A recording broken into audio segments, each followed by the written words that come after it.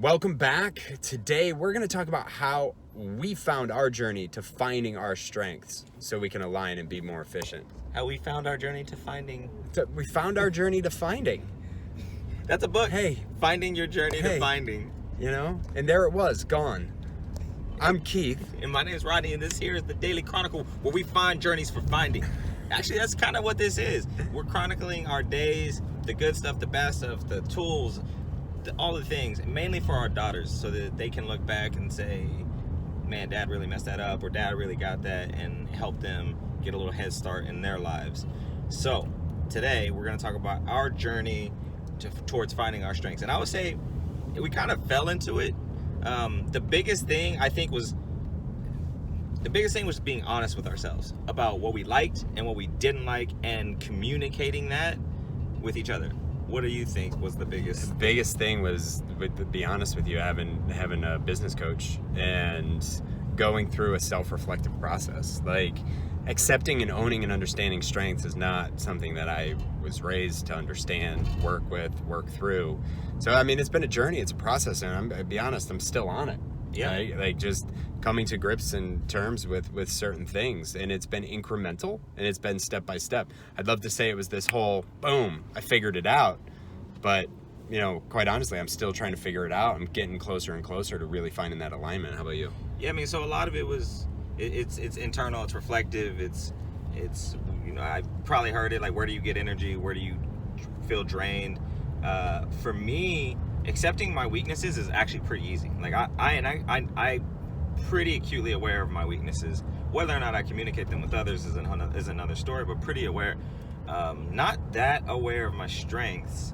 A little bit of humility, a little bit of false humility, and a little bit of just lack of awareness as to, like, where I'm positively affecting others or the teams or the projects that I'm on. Yeah. So the self-awareness journey for me has a lot mainly been accepting the stuff I'm good at.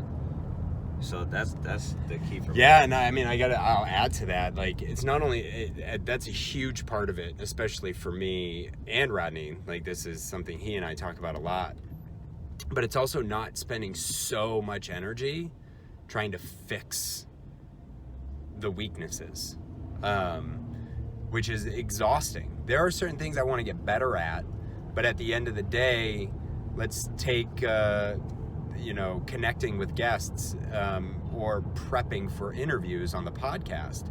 Like, prepping for an interview and getting ready and doing all that, like, fits me, but connecting with guests ahead of time and doing all that stuff fits Rodney.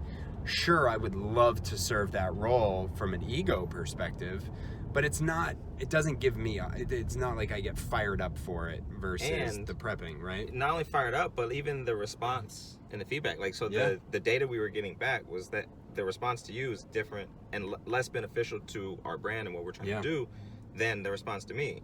And that was kind of a weird conversation, because it was like, yo, like, I think I should be doing this. And it was weird for me to even say that. And then for you, probably, I don't know how it felt for you. No, I mean, for me, it's Was weird it relief? In a way, but at the same time, it's like, why don't people respond to me the way that they respond to you? But coming to that grip, coming to that realization and accepting it, it's like, okay, I could spend all this energy trying to do this, but when Rodney gets a better response, rather than fixing a weakness, leveraging Rodney's strengths that complement mine has been far more serving. But it ultimately comes down to accepting both strengths and weaknesses and spending more energy, not all the energy, but more energy on the things that are positive for me, and vice versa, I imagine, for you. Yeah. I mean, even in that example, reaching out, like, you might craft an email template that I might tweak, I might not, but, like, I would rather not do that. Yeah. I can write emails, but it's just not. Yeah, the operational function of getting that all set up is much more my style than it is yours. Yeah, my style is more tweaking it to the individual. So boom, like, I'm off to the races in moments versus a day of being like, I gotta write all these emails, and it is draining for me. And then I lose time on other tasks. So that has been, I mean, that's been a little bit of our journey. There's probably 50 other examples of things like that we've worked through. you want to hit them with the question for the day? Yeah. So I think the question is, what's your strength or multiple that you bring to a collaborative environment? Do you know it? Have you thought about it? Do you want to? Since we're doing that, do you want to say what your main strength is, and I'll say what mine is?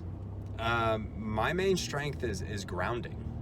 It's grounding systems, process, teams in a common point of, we'll say, connection and just that collaboration where we all know, hey, okay, this is here, we're going to keep moving, we're going to keep going, and we're going to be, so it works operationally, it works systematically, it works in preparation for things and all that stuff. How about you? Yeah, my main strength is going to be connecting with people. There's some under that, but that's my number one thing that I bring to the table, any table, is just connecting. And how does that show up? I mean, it depends. So, like, if it's in a business deal or business meeting, I can build a rapport with anyone at the table. Yep. If it's looking for a podcast guest, like that, I mean, it's really never looking. It like falls into my lap because I just meet somebody at a coffee shop and it's like, oh yeah, you would be a great guest. Which happened yesterday. Which actually just happened. That's real. I ain't make that up.